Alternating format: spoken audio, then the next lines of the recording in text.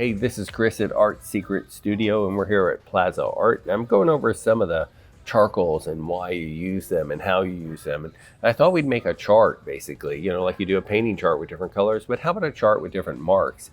And you can see these marks in these charts with some of Sargent's drawings.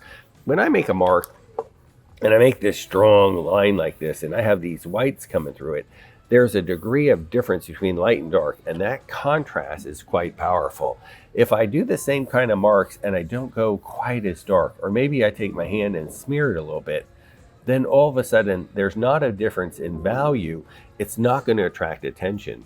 Well, another thing you could do is you could just take a cotton ball, or in this case a nylon paper towel or nylon piece of material with 3 cotton balls in it and some powdered charcoal, and you could smear and get rid of the white.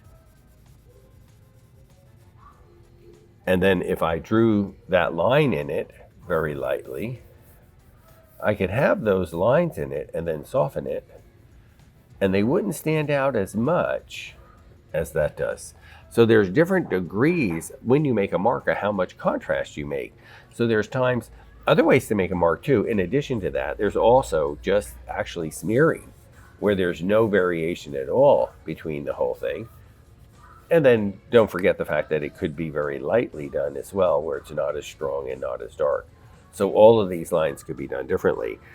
Another way of making a mark though is when I take the charcoal, and this is willow charcoal, and I touch on the point and make a very thin light line, and then I turn sideways to make a fatter line, and then a lighter line. And you have a breath in the way you make a mark. And that can be done with everything. And then you could even take a stump and you could smear part of that line and let it just disappear. So when you vary the way you make a mark, it has this calligraphy quality to it that's constantly changing. And the goal is to make a mark that goes with the message. When you use any kind of charcoal pencil, like this General's charcoal pencil, this is a 4B, and they come in all hardnesses. The 4B is all I buy. I can do this also, but there is a width difference that I can't get, and I can soften this. Be careful with the charcoal though; it tends to not want to erase. So, it's a finishing touch and it's a detail thing for me.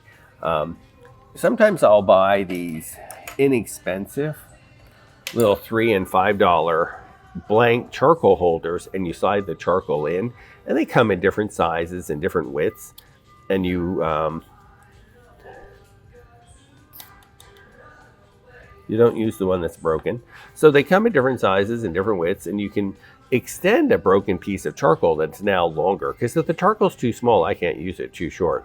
But it's longer, then I can draw with it, and I can sketch with it, and I can make my marks with it, and I have a freer range with my charcoal, where if it's shorter, I just seem to be darker, and I don't have those lighter values and range. So it is a way to extend your charcoal with these little stumps or these holders. And typically, I draw with them. I measure, and I do my drawing. Is what I use these for, just to use up old charcoal pieces.